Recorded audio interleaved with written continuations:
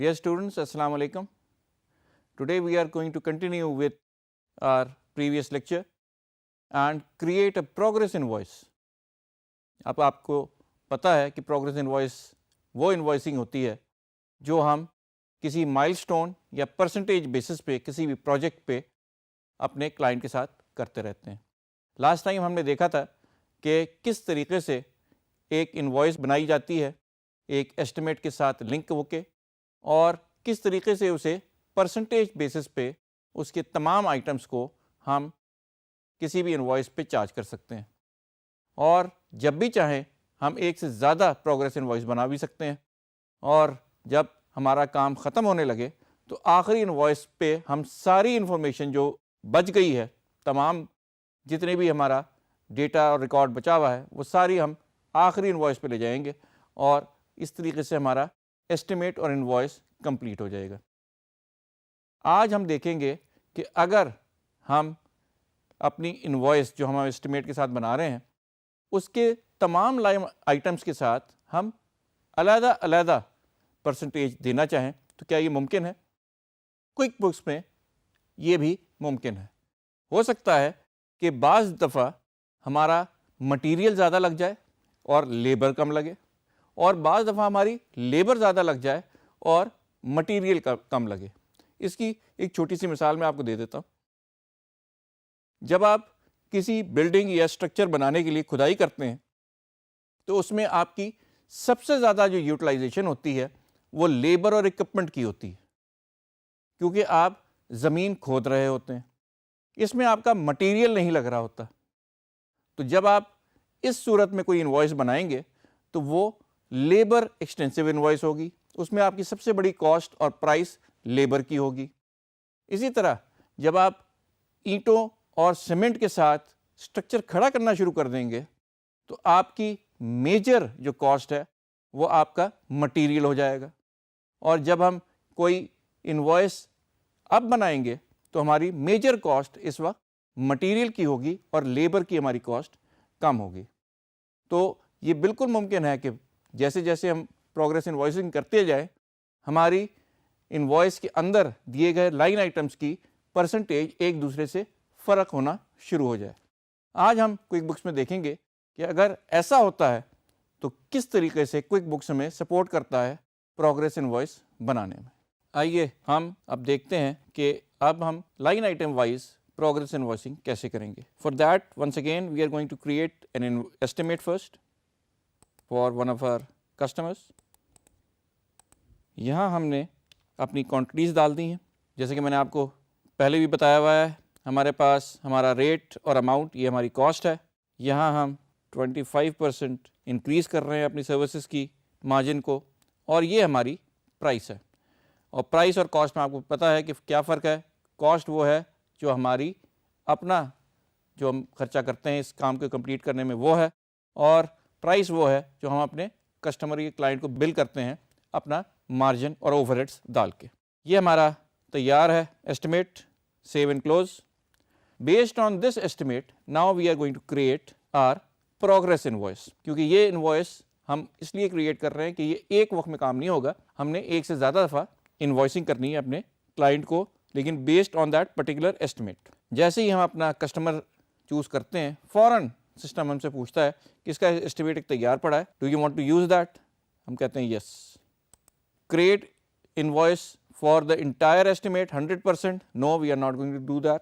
Percentage हम इसलिए नहीं परसेंटेज इस्तेमाल कर रहे कि हमारा लेबर और जो हमारा मटेरियल है उसकी परसेंटेजेस आपस में मैच नहीं कर रही. तो हम तीसरा आइटम चूज़ कर रहे हैं. Create invoice for selected items और for different percentage of each item. ये हमारे जो आइटम हैं उनकी परसेंटेजेस आपस में क्योंकि एक सिंगल नहीं है तो हम ये काम नहीं कर रहे. हम कर रहे हैं कि हम बताएंगे कि क्या क्या चीज़ें किस परसेंटेज से इस्तेमाल होंगी.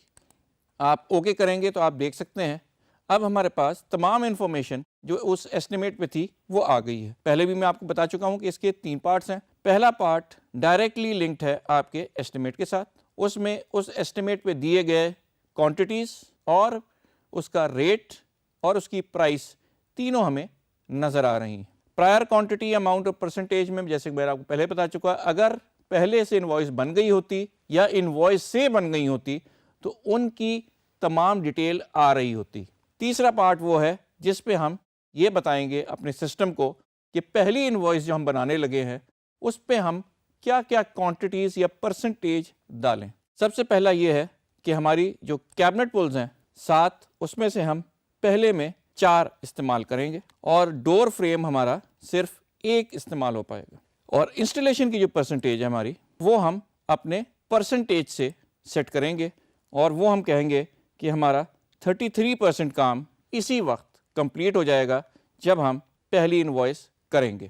2 آئٹمز ہم نے جیسے کہ آپ دیکھ سکتے ہیں کہ ہم نے کوانٹٹی دے کے کمپلیٹ کیے ہیں، اور 1 آئٹم ہم نے پرسنٹیج دے کے کمپلیٹ کیا ہے، اور جیسے ہی ہم نے وہ ڈالا ہمارے پاس اس پوری انفارمیشن جو ہم نے اپنے سسٹم میں ڈالی ہے اس کا ریٹ جو ہم نے دیا ہوا تھا پہلے، اور based on that rate amount آ گیا ہے۔ تو پہلی ہماری جو انوائس بن رہی ہے that is going to be based on this information. اب آپ دیکھ سکتے ہیں سب سے اہم چیز جو میں آپ کو دکھانا چاہ رہا تھا کہ ہماری اس انوائس کی تینوں لائن آئٹم کی جو پرسنٹیج ہیں وہ فرق ہے، اور یہی وہ ہم سے پوچھ رہا تھا کہ آپ ایسی کوئی انوائس بنانا چاہیں گے جس کے تمام لائن آئٹمس کی جو پرسنٹیجز ہیں وہ فرق ہوں؟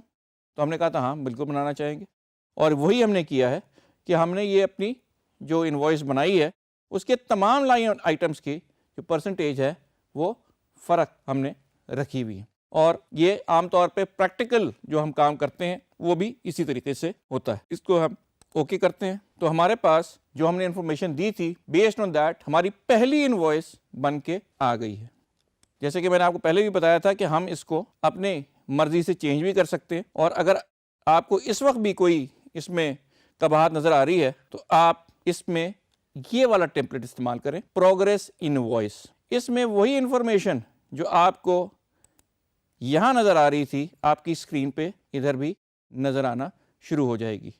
ایسٹیمیٹڈ پرائر جو ہم نے ایسٹیمیٹ کی تھی اماؤنٹ، پرسنٹیج پہلے کیا ہو چکی ہے، کوانٹٹی کیا ہے، آپ چاہیں تو یہاں اسے بھی چینج کر سکتے ہیں اور دوسرے کو 4 کر دیں، تو ہم اس اسکرین کو بھی بیسڈ آن آر ٹیمپلیٹ ہم یوزیبل بنا سکتے ہیں، اور یہی اپنی ساری انفارمیشن اور کام کر سکتے ہیں۔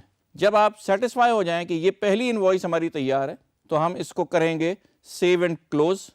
یاد رہے this was based on our estimate for this particular client, اور جو چیز میں نے آپ کو پہلے بھی بتائی ہے، جو چیز میں بار بار بتانا چاہ رہا ہوں وہ یہ ہے کہ this invoice in this particular case what we are doing is we are giving different percentages for different line items. تمام لائن آئٹمس جو ہے ہمارے اس کی پرسنٹیجز فرق ہے، 33، 14 اور 57۔ اسے ہم کہتے ہیں سیو اینڈ کلوز۔ اب ہمارے پاس پہلی انوائس بن گئی ہے، آئیے ہم دیکھتے ہیں کہ اس کو کمپلیٹ کیسے کریں گے۔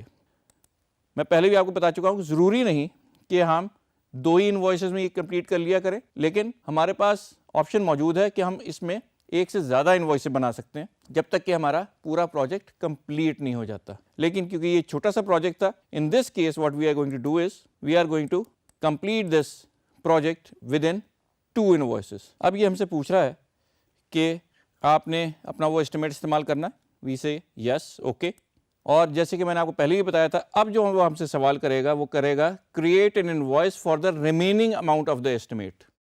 پہلی دفعہ جب کرتا ہے تو وہ کہتا ہے کہ کیا میں یہ انوائس 100% آف دا ایسٹیمیٹ بنا دوں؟ اگر آپ پارشلی بنائیں گے تو وہ ہم سے دوسری دفعہ یہ سوال کرے گا do you want to create the invoice for the remaining amount of the estimate?